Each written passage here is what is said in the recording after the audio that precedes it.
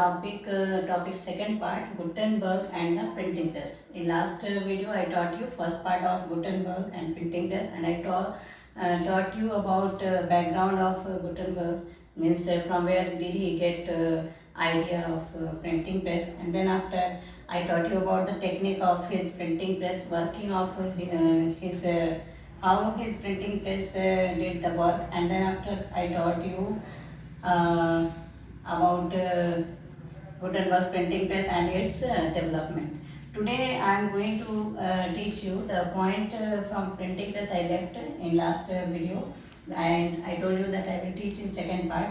Today that printed books by Gutenberg printing press was resembled the written manuscript in appearance and layout. यानी कि Gutenberg के printing press से जो books print होते थे वो दिखने में बिल्कुल हैंड रिटन बुक की तरह ही दिखते थे। ऐसा नहीं लगता था कि किसी मशीन के थ्रू प्रिंट हुआ है। क्यों ऐसा होता था?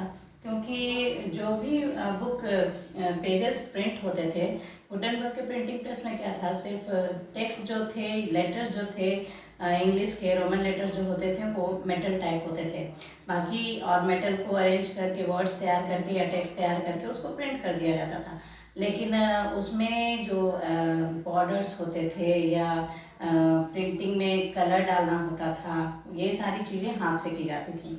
अब जैसे metal letters imitated the ornamental hand written styles. Metal letters भी जो होते थे वो हैंड रिटन स्टाइल्स के होते थे। Borders were illuminated by hand with foliage and other patterns.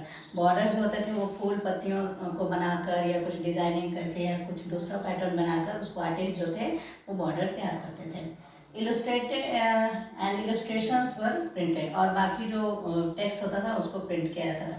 और जो प्रिंटिंग होती थी वो ब्लैक लेटर में होती थी, ब्लैक कलर में, और बाकी जो डिज़ाइनिंग करने के लिए कुछ स्पेस छोड़ दिया जाता था उसको उसी प्रिंटिंग के टाइम ही सेट कर लिया जाता था कि कहाँ कहाँ स्पेस छोड़ना है, तो वो स्पेस छोड़ दिया जाता था और उसको बाद में हाथ से डिज़ाइनिंग की जाती थी, जिसको आर्टिस्ट करते थे।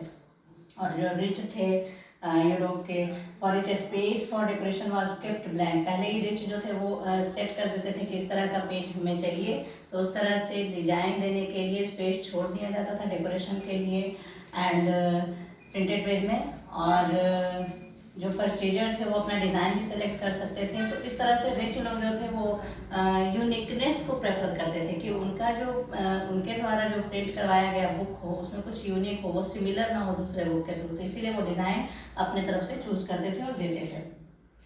तो ये था कि इसी वजह से प्रिंटेड बुक जो थे वो हैंड रिटन दिखते थे। Second half of the 15th century, अब इस तरह से प्रिंटिंग प्रेस आने के बाद काफ़ी प्रिंटिंग में इम्प्रूवमेंट होने लगे और 15th सेंचुरी के हाफ तक 20 million books, 20 million copies print होते थे। उसके बाद 16th सेंचुरी आते आते ये जो 20 मिलियन था 15th सेंचुरी के हाफ में, ये बढ़कर हो गया 200 million copies of printed books. कोई किसी भी एक बुक का 200 कॉपीज प्रिंट हो जाता था 16th सेंचुरी तक आते आते। तो ये था shift from hand printing to mechanical printing. तो ये समझ गए आप कि गुटेनबर्ग के प्रिंटिंग प्रेस आने से हैंड प्रिंटिंग से मैकेनिकल प्रिंटिंग की तरफ शिफ्टिंग हो गई। And now I would like to explain all the figures, 3 figures given in your book in this under this topic. Second topic में 3 फिगर्स हैं, जिसमें सबसे पहले समझाएंगे फिगर 6। फिगर 6 में क्या दिया हुआ है? Gutenberg printing press. गुटेनबर्ग का प्रिंटिंग प्रेस किस तरह से काम करता था वो समझाया गया है। इसमें कल ही आप लास्ट वीडियो में ही बताए थे कि स्क्रू था तो किस तरह से वो काम करता था। तो यहाँ पे फिर से समझेंगे कि गुटेनबर्ग का जो प्रिंटिंग प्रेस था उसको मूवेबल टाइप प्रिंटिंग मशीन के नाम से जाना गया।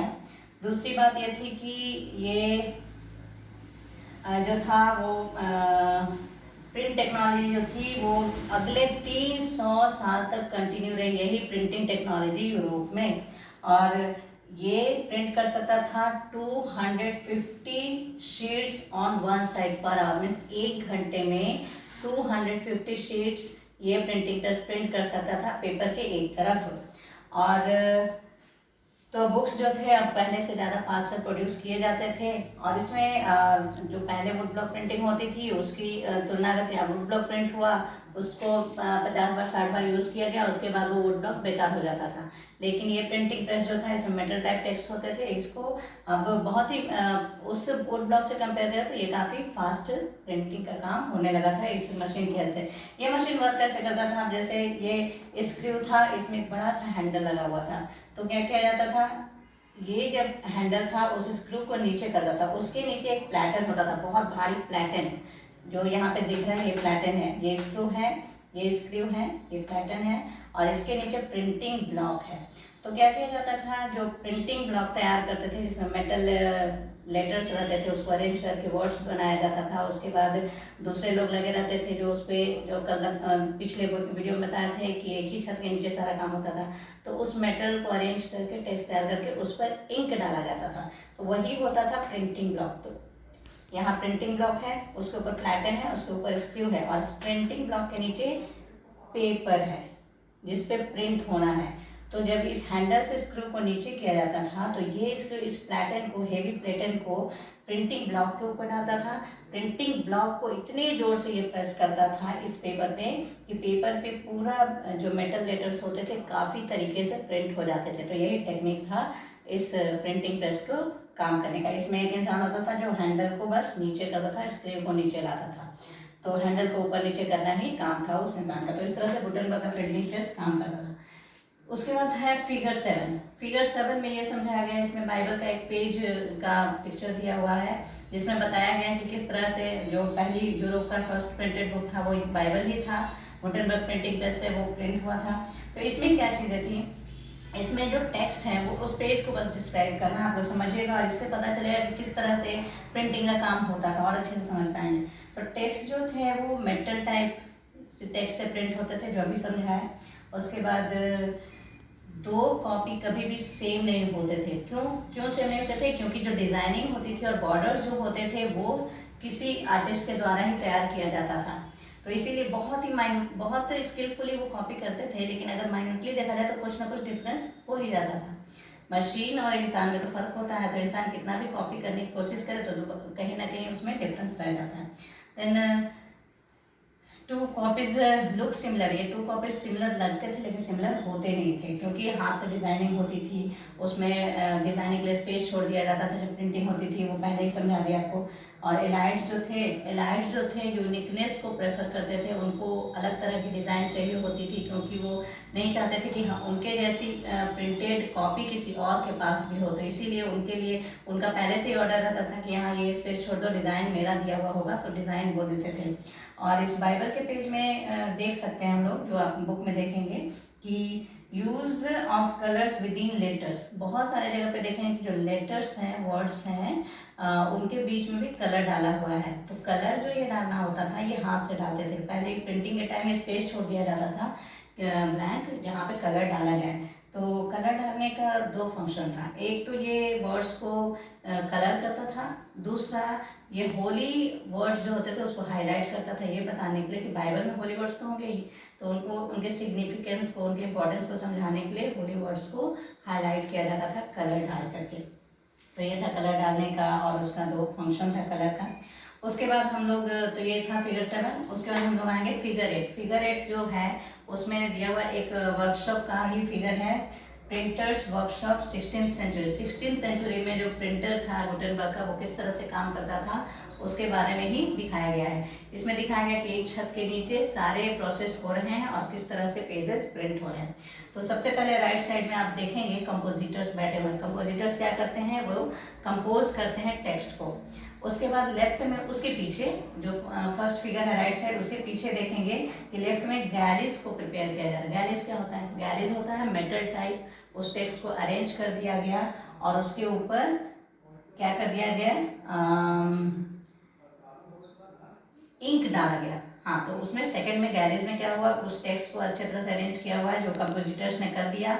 उसके बाद उसके ऊपर इंक डालने का काम हुआ। इंक डालने के बाद उसके पीछे आप देखेंगे फिगर में, आप बुक में देखेंगे पिक्चर, प्रिंटर्स है जो स्क्रू अभी समझाया था कि किस तरह से काम करता था। अभी कंपोजिटर्स का क्या काम हुआ, कंपोज कर देना पेज को। उसके बाद गैलिस मीन्स उस पर इंक डाला गया, उसके बाद उसको दे दिया गया प्रिंट करने के लिए, पेपर रहा उसके ऊपर स्लीव के थ्रू प्लेटिन को नीचे ला करके और वुड ब्लॉक जो है टेक्स्ट मेटल टाइप जो है उसको प्रेस करके उसको पेपर पे प्रिंट कर दिया गया। उसके बाद बैकग्राउंड में जो स्क्रू है उसके थ्रू प्रिंट हो गया। उसके बाद उन्हीं के पास में जो है वो रीडर्स हैं, यानी कि वो देखते हैं पढ़ते हैं कि प्रूफ रीडर्स उनको कहेंगे।